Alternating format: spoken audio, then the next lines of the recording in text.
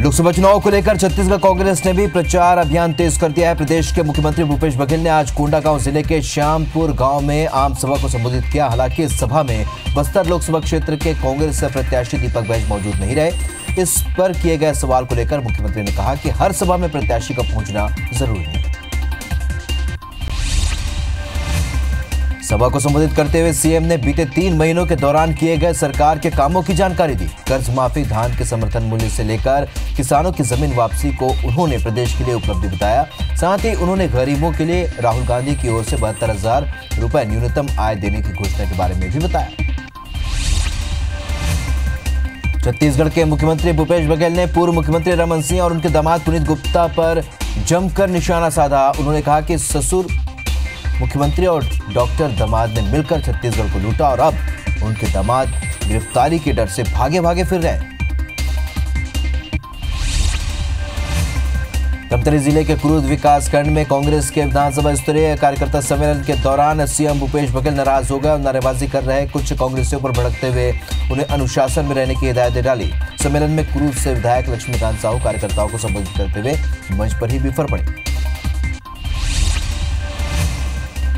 Bhopal seat से चुनाव लड़ रहे पूर्व मुख्यमंत्री दिग्विजय सिंह आज भोपाल के मानस भवन में आयोजित कार्यकर्ता सम्मेलन में पहुंचे। दिग्विजय ने कार्यकर्ताओं को संबोधित करते हुए कहा कि सीएम कमलनाथ की सलाह पर राहुल गांधी ने मुझे भोपाल से लड़ने के लिए कहा है। अब जिताने की गारंटी कार्यकर्ताओं को लेनी है। जबलपुर में 29 अप्रैल को होने वाली लोकसभा चुनाव की वोटिंग से पहले इलेक्ट्रॉनिक वोटिंग मशीन में बड़ी तकनीकी खामियां सामने आई हैं। 2200 से ज्यादा ऐसी मशीनें हैं जिनकी अब फर्स्ट लेवल चेकिंग की गई तो उन मशीनों में तकनीकी गड़बड़ी पाई गई, जिसके बाद जबलपुर निर्वाचन कार्यालय के अधिकारी सख्ते में आ गए। लोकसभा चुनाव से पहले कांग्रेस सरकार में मंत्री गोविंद सिंह और पूर्व मंत्री नरोत्तम मिश्रा के बीच हुई मुलाकात ने प्रदेश के सियासी पारे को गरमा दिया है। मुलाकात को लेकर दोनों ही नेताओं ने कोई बात तो नहीं की, लेकिन मंत्री गोविंद सिंह ने इसे शिष्टाचार मुलाकात बताया। मध्य प्रदेश में बची हुई सीटों पर बीजेपी में मंथन जारी है। बीजेपी प्रदेश कार्यालय में बचे हुए टिकटों और चुनावी रणनीति को लेकर पूर्व मुख्यमंत्री, प्रदेश अध्यक्ष राकेश सिंह और संगठन महामंत्री सुहास भगत के बीच लंबी चर्चा हुई। बीजेपी ने कई दौर की बैठकों के बाद अब तक सिर्फ 15 सीटों पर नामों का ऐलान किया है। लोकसभा चुनाव में किसान कर्ज माफी योजना एक दूसरे पर निशाना साधने को लेकर एक बड़ा मुद्दा है और मध्य प्रदेश में कांग्रेस की ओर 2 लाख रुपए तक के कर्ज माफी वाले किसानों की सूची बीजेपी नेता और पूर्व मंत्री नरोत्तम मिश्रा को देने का दांव कांग्रेस के लिए उल्टा पड़ सकता है। भोपाल बीजेपी कार्यालय में लोकसभा चुनाव के लिए बीजेपी ने सोशल मीडिया के लिए लेडीज प्लान तैयार किया है और इसके लिए बीजेपी महिला मोर्चा को सोशल मीडिया पर वोट जुटाने की जिम्मेदारी मिली है और इसी के मद्देनजर भोपाल में महिलाओं को बीजेपी से जोड़ने के लिए सोशल मीडिया को लेकर वर्कशॉप का आयोजन किया गया। बीजेपी में मची बगावत को लेकर बड़े नेता डैमेज कंट्रोल में जुट गए हैं। पूर्व सांसद अशोक अर्गल और सांसद अनूप मिश्रा की ज्योतिरादित्य सिंधिया से मुलाकात के बाद बीजेपी में खलबली मची हुई। ग्वालियर अंचल में डैमेज कंट्रोल करने के लिए बीजेपी के राष्ट्रीय उपाध्यक्ष प्रभात झा और संगठन महामंत्री सुहास भगत के बीच 2 घंटे बंद कमरे में चर्चा हुई। विधानसभा चुनाव की तरह ही लोकसभा चुनाव में भी मध्य प्रदेश का महाकौशल अंचल सियासत की धुरी बना हुआ है। मध्य प्रदेश में सबसे पहले 29 अप्रैल को महाकौशल की सभी 4 और विंध्य की 2 लोकसभा सीटों पर चुनाव होने हैं, लेकिन जबलपुर में कांग्रेस अब तक अपना प्रत्याशी नहीं घोषित कर पाई।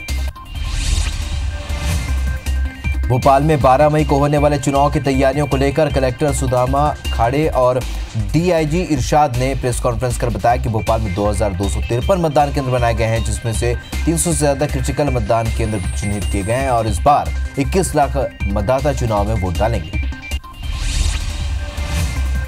ग्वालियर में सांसद ज्योतिरादित्य सिंधिया का स्वागत करने के दौरान कांग्रेस नेताओं की ओर से मारपीट किए जाने और धमकी देने के मामले में जीआरपी ने आरोपी कांग्रेस नेता के खिलाफ मामला दर्ज कर लिया है। 24 मार्च को ज्योतिरादित्य सिंधिया शताब्दी एक्सप्रेस से ग्वालियर पहुंचे थे। बिलासपुर लोकसभा सीट में लंबे समय बाद कांग्रेस की जीत की उम्मीद है। कांग्रेस का उत्साह चरम पर है और इसके बाद भी कहीं से कोई कमी न रह जाए या फिर कहीं से भीतरघात जैसी बात न हो, इसके लिए कांग्रेस ने बूथ स्तर पर पदाधिकारियों का रिपोर्ट कार्ड तैयार करने का प्रस्ताव पास किया है। छत्तीसगढ़ समेत पूरे देश में आज जिला कांग्रेस कमेटी ने न्यूनतम आय योजना के मुद्दे पर पत्रकार वार्ता आयोजित की। रायपुर शहर जिला कांग्रेस कमेटी ने भी गांधी चौक स्थित पुराने कांग्रेस भवन में पत्रकार वार्ता कर कांग्रेस की न्यूनतम आय योजना लोकसभा चुनाव के लिए मास्टर स्ट्रोक बताया। रायपुर समेत छत्तीसगढ़ के सभी लोकसभाओं में बड़ी जीत दर्ज करने के लिए कांग्रेस ने कमर कस ली है। प्रदेश कांग्रेस कमेटी ने सभी कांग्रेस विधायकों और हारे हुए प्रत्याशियों को अपने क्षेत्रों में बढ़त बनाए रखने के निर्देश दिए हैं। विधायकों को कहा गया है कि जिन बूथों पर कांग्रेस की विधानसभा में हार हुई थी वहां ज्यादा मेहनत करें। लोकसभा चुनाव में मौजूदा सांसदों के टिकट काटने को लेकर बीजेपी के अंदर मची अंतर्कलह धीरे धीरे बाहर निकल कर आ रही है। बिलासपुर लोकसभा सीट के लोरमी इलाके में बीजेपी कार्यकर्ता सम्मेलन बुलाई गई थी, जिसमें मौजूदा सांसद लखन साहू भी शामिल नहीं हुए। उल्टे जब उनकी उपस्थिति पर नेता प्रतिपक्ष धर्मलाल कौशिक से सवाल किया गया तो वो भी बगले झांकते नजर आए। भारतीय जनता पार्टी के रायपुर प्रत्याशी सुनील सोनी ने लोकसभा चुनाव में जीत हासिल करने के लिए तैयारियां तेज कर दी हैं और इसी सिलसिले में उन्होंने एकात्म परिसर में भाजपा पार्षद दल की बैठक ली, जिसमें पूर्व पार्षद भी शामिल हुए। सोनी ने पार्षदों के साथ लोकसभा चुनाव में पार्टी की स्थिति पर मंथन किया। बीजेपी के स्टार प्रचारक नरेंद्र मोदी बस्तर के रास्ते शुक्रवार को ओडिशा जाने वाले हैं और जहां अपने प्रचार अभियान की वे शुरुआत करेंगे और इस दौरान पीएम मोदी बस्तर में कोई भी सभा नहीं करेंगे, जबकि यहां पहले चरण में 11 अप्रैल को चुनाव होने हैं। बीजेपी की ओर से बस्तर में अभी भी किसी बड़े नेता की सभा के लिए समय तय नहीं किया गया। उज्जैन आलोट संसदीय सीट से बीजेपी सांसद चिंतामणि मालवीय का टिकट कटने के बाद बलाई समाज ने मोर्चा खोल दिया है। बलाई समाज ने अब कांग्रेस बीजेपी से बलाई समाज के प्रत्याशी को मौका देने की मांग की है और साथ ही चेतावनी दी है कि बलाई समाज का प्रत्याशी नहीं चुना गया तो इस बार समाज का वोट नोटा पर जाएगा। नीमच के विधायक दिलीप सिंह परिहार और नगर पालिका अध्यक्ष राकेश जैन के आचार संहिता उल्लंघन मामले में जमानत याचिका खारिज हो गई और मुख्य न्यायिक मजिस्ट्रेट ने उन्हें 5 अप्रैल तक न्यायिक हिरासत में भेज दिया है। मंदसौर से सुधीर गुप्ता को टिकट मिलने के बाद रैली निकालकर ढोल नगाड़ों के साथ जश्न मनाया गया था। छत्तीसगढ़ की 11 लोकसभा सीटों में अनुसूचित जनजाति के लिए आरक्षित एकमात्र लोकसभा सीट रायगढ़ में इस बार सियासी घमासान मचा हुआ है। इस सीट पर दोनों ही पार्टियों ने नया चेहरा चुनावी मैदान में उतारा है। 65% आदिवासी वोटरों वाली इस सीट में निर्णायक वोट आदिवासियों का ही होगा। कोरबा लोकसभा सीट में जीत के लिए कांग्रेस और भाजपा अपने अपने समीकरण फिट करने में लगे हुए हैं। विधानसभा चुनाव में कांग्रेस भाजपा से 55,000 वोटों की बढ़त बनाए और ऐसे में भाजपा को वोटों की खाई पाटना बड़ी चुनौती होगी। लोकसभा चुनाव में भाजपा के लिए 5 और कांग्रेस के लिए 2 विधानसभा को वापस अपना गढ़ बनाने के लिए मौका होगा। छत्तीसगढ़ में सभी मौजूदा सांसदों का टिकट काटकर राज्य के 11 लोकसभा सीटें जीतने की कवायद में जुटी बीजेपी ने उन्हीं सांसदों को नए प्रत्याशियों को जिताने की जिम्मेदारी सौंप दी है। लेकिन भाजपा के प्रत्याशियों को सांसदों पर भरोसा कम है। उनका मानना है कि एक तो क्षेत्र के लोग सांसदों से वहीं टिकट कटने उनके समर्थक पार्टी से नाराज चल रहे हैं। छत्तीसगढ़ में विधानसभा चुनाव की तुलना में लोकसभा चुनाव में कम सिक्योरिटी फोर्स मिली है, लेकिन पुलिस के अफसर इसे पर्याप्त मान रहे हैं। रायपुर समेत प्रदेश में विधानसभा चुनाव में शांतिपूर्ण मतदान के लिए करीब 550 कंपनियां केंद्र सरकार ने भेजी थी। लोकसभा चुनाव के लिए अब तक 300 कंपनियां ही आई। जगदलपुर में पूर्व मंत्री केदार कश्यप ने कांग्रेस पर जमकर निशाना साधा। माओवादी पर्चा जारी होने को लेकर उन्होंने आरोप लगाते हुए कहा कि कांग्रेस सरकार नक्सलियों को संरक्षण प्रदान कर रही है। अलगाववादी और देश विरोधी ताकतों पर उनका रवैया राष्ट्रवादी। लोकसभा चुनाव में पारदर्शिता लाने के लिए चुनाव आयोग ने किसी भी कार्य की अनुमति लेने के लिए पहले आओ और पहले पाओ की सुविधा दी है। अब राजनीतिक दलों और प्रत्याशियों को सभा के लिए मैदान की अनुमति लेने, रैली निकालने के लिए कार्यालय जाने की जरूरत नहीं पड़ेगी। अब उस सुविधा ऐप पर ऑनलाइन आवेदन कर सुविधा का लाभ ले सकें।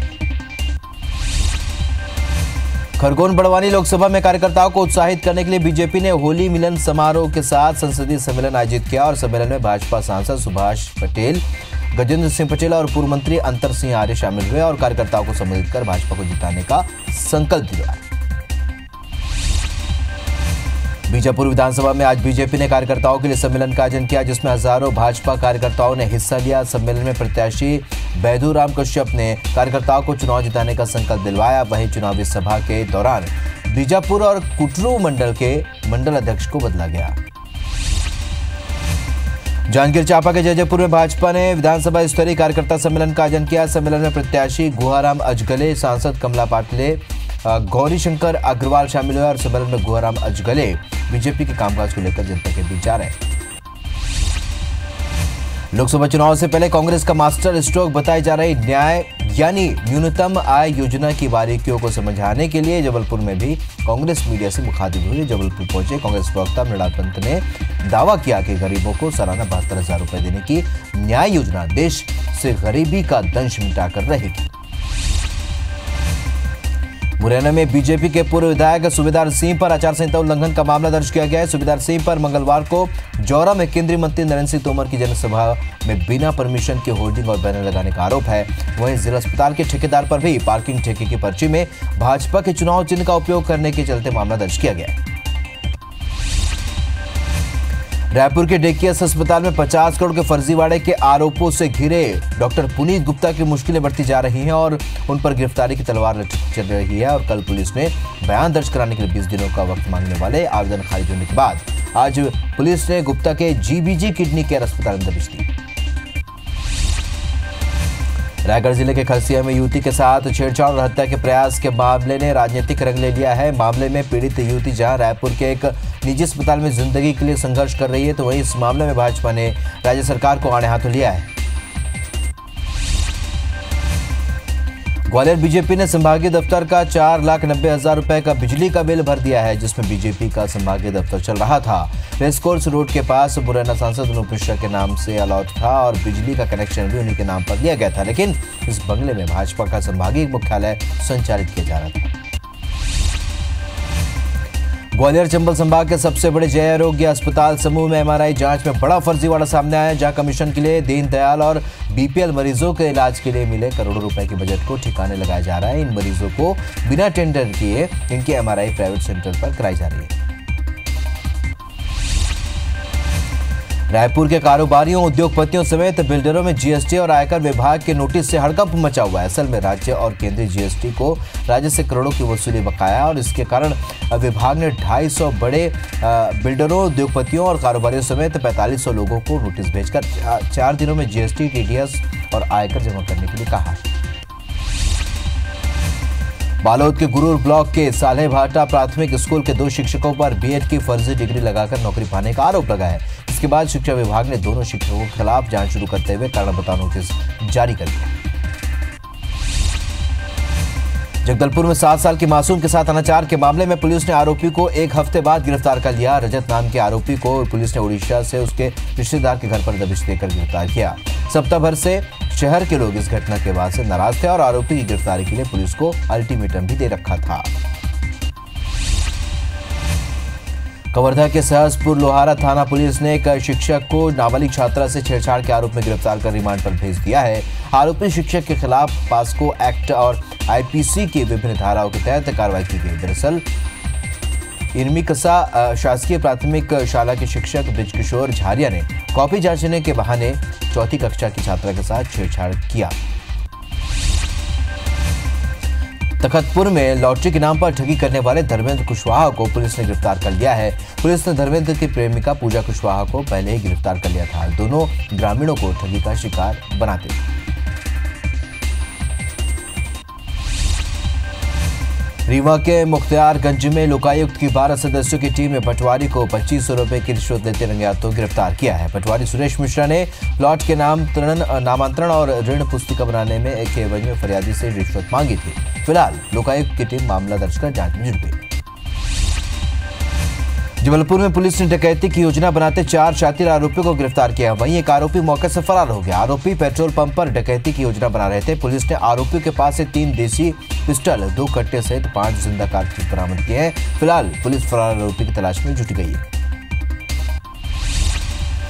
इंदौर के महालक्ष्मी नगर में क्राइम ब्रांच की टीम ने आईपीएल के दौरान सट्टा लगाने वाले गिरोह का पर्दाफाश करते हुए 5 आरोपियों को गिरफ्तार किया है। आरोपी एक फ्लैट में सट्टा खेलते थे और आरोपियों के पास से 2 car, 2 bike, 20 mobile phone, 2 laptop, 1 calculator, 1 register और 10,500 रुपए नकद बरामद किए गए हैं। फिलहाल पुलिस आरोपी से पूछताछ कर रही है।